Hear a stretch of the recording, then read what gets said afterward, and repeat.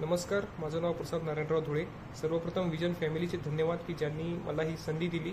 तर माझं UGचं college government Ayurved college Nanded आहे आणि PGला यावर्षी एबिलिटी 2025मध्ये ऑल इंडिया रँक 90 मिळून पोद्दार आयुर्वेद कॉलेज मुंबई येथे शल्यतंत्रची सीट भेटलेली आहे. जेव्हा मी इंटर्नशिपमध्ये होतो, इंटर्नशिपला माझे क्लासेस वेगळे होते, ऑनलाईन होते आणि इंटर्नशिपमध्ये मी फ्रेश अटेम्प्ट दिला होता. तर तेव्हा माझं तेवढं ओरिएंटेशन नव्हतं की अभ्यास कसा करावा किंवा किती माझं फ्युचरबद्दल तेवढे काही म्हणजे प्लान्स नव्हते. तर त्यामुळे मला रिपीट करण्याचं वेळ आली अशी मी तुम्हाला सांगू इच्छितो. रिपीटमध्ये मला अजूनही आठवतं की 5 सप्टेंबरला मी विजनला आलो होतो की ज्या दिवशी शिक्षक दिन होता आणि तेव्हा मी क्लासेस जॉईन केला होता. ऑफलाईन क्लासेस केलेले आहेत. 5 सप्टेंबर टू 1 फेब्रुवारी मार्चपर्यंत आमचे क्लासेस चालले होते. तर विजन का लावलं, तर विजन ऑफलाईन होतं. तिथे मला नागपूरला पूर्ण जी आमची लॅब होती ज्यामध्ये पूर्ण विद्यार्थी हे आयुर्वेद PGचाच अभ्यास करणारे होते की मला तो वातावरण भेटलं.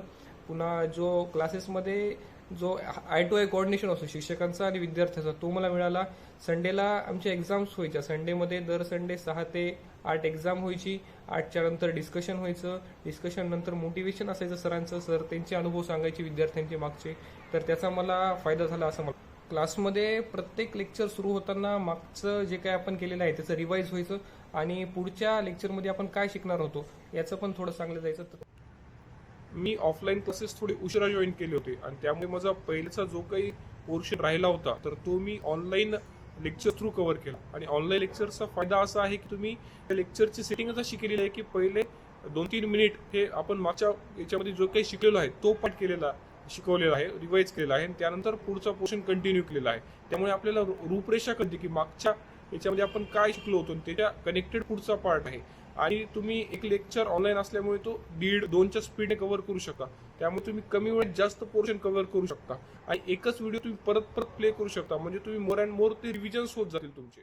गौरीशंकर सरांनी जे चरक सूत्रस्थान घेतलेलं आहे, चरक सिद्धिस्थान घेतलेलं आहे, त्यामध्ये बऱ्याच ठिकाणी सॉंग्स टाकलेले आहेत.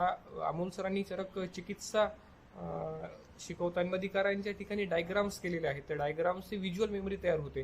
तुम्ही नोट्समध्ये जर वाचायला गेलात तर क्रिया असेल, रचना असेल, पुन्हा तुमचे शालाक्य असेल, जे काही तुमच्या शालाक्यमध्ये उत्तरतंत्रचा पार्ट असेल तर तो तुम्ही नोट्समध्ये व्हिज्युअलाइज करू शकता की नोट्समध्ये अप्पर साईडला आहे, लोअर साईडला आहे, राईट साईडला आहे, लेफ्ट साईडला आहे. तर त्याच्यामधून पण तुम्हाला ऑप्शन्समधून ऑप्शन एलिमेंट करून तुम्ही आन्सर पर्यंत जाऊ शकता. स्टडी शेड्यूलबद्दल सांगायचं गेलं तर मी रात्री जास्त जागणारा आणि सकाळी उशिरा उठणारा असा विद्यार्थी आहे.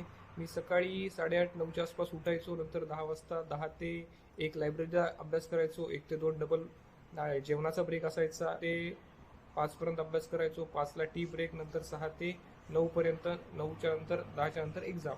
पासूनच मी MCQ सॉल्व्हिंगवर भर दिलेला आहे. जेवढं काय तुम्ही वाचता तर त्याच्या पर्सेंटेजमध्ये समजा तुम्ही 100% तुमच्या पूर्ण डेच्या अभ्यासामधला एक 60% तुम्ही तुमच्या वाचनाला दिला पाहिजे आणि 40% हा MCQ सॉल्व्हिंगला दिला पाहिजे. किती वेळ करावा हे सांगण्याचं झालं तर अभ्यास करायला असं काही घंटे मॅटर करत नाही. तुम्ही किती अभ्यास करता, तुमचे टॉपिक्स तेवढे कव्हर झाले पाहिजे. तुम्ही डेली तुमचं ठरवलेलं जेवढं शेड्यूल आहे, तुमचं टार्गेट आहे तेवढं कम्प्लीट झालं.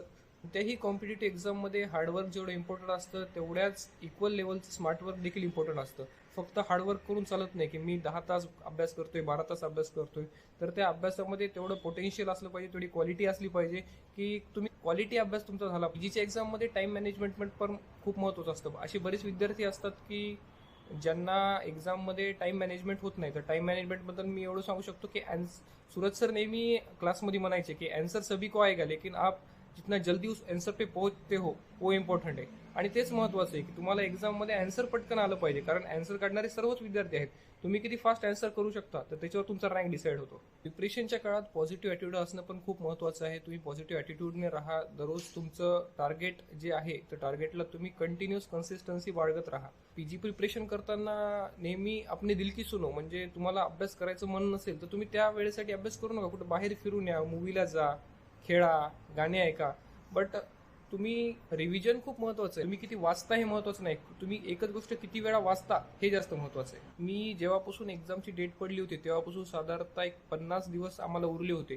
तर 50 दिवसात मी दररोज एक मॉक टेस्ट सोडवायचो. तर मी म्हणजे सर्वांना सांगू इच्छितो की तुम्ही मॉक टेस्ट जास्त सोडवा. जेवढे तुम्ही मॉक टेस्ट जास्त सोडवताल तुम्हाला पूर्ण तेवढे तुम्हाला जास्त त्या सिलेबसमधून वेगवेगळ्या अँगलमधून प्रश्न मिळतील. जेवढे तुम्ही प्रश्न जास्त सोडवता तेवढा तुमचा तो टॉपिक कव्हर होतो. एक्झाम सोडवताना लक फॅक्टर पण फार महत्त्वाचा असतो. तुम्हाला कोणत्या क्वेश्चनमध्ये रिस्क घ्यायची आहे, कोणत्या क्वेश्चनमध्ये रिस्क नाही घ्यायची आहे, हे पण तेवढंच महत्त्वाचं असतं कळतं. सिलेबस तुम्हाला बायफार्गेट करता आलं पाहिजे. कोणता मस्ट टू नो आहे, कोणता नो असलं तर चांगला आहे, अननोन असला तरी काही एवढं हे नाही, आणि कोणता असं आहे की जे माहीत जरी नसलं तरी तुम्ही ऑप्शनमधून तो अँसर पर्यंत पोहोचू शकता. हवी पीजी एस्पिरंटला माझा हा सल्ला आहे की तुम्ही मेहनत करा, तुम्ही स्वतःशी प्रामाणिक राहा, घरच्यांशी प्रामाणिक राहा, हार्डवर्क करा, स्मार्ट वर्क करा, आणि केल्यानं होतं. असं नाही की तुम्ही फक्त करत राहा, एक ना एक दिवस नक्की होईल.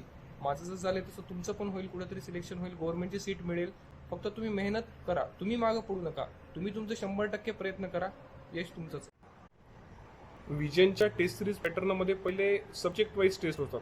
First year subject, second year subject, third year subject and so on. त्यानंतर कंबाईन होतं first year second year third year final year. Test सिरीजमध्ये क्वेश्चन्स आणि क्वेश्चनचे ऑप्शन्स असे फ्रेम केलेले असतात की तुम्ही एकच क्वेश्चनच्या थ्रू तुम्हाला खूप सारे टॉपिक्स त्या सब्जेक्टमधले कव्हर होतात. मॅच द फॉलोइंग असो, ट्रू स्टेटमेंट्स बेस्ड क्वेश्चन असो, तर त्यामुळे तुम्हाला एकच क्वेश्चन जरी सॉल्व्ह केला तर तुमचे 7 ते 8 डिफरंट टॉपिक्स त्या क्वेश्चनमधून तुमचे कव्हर होतात.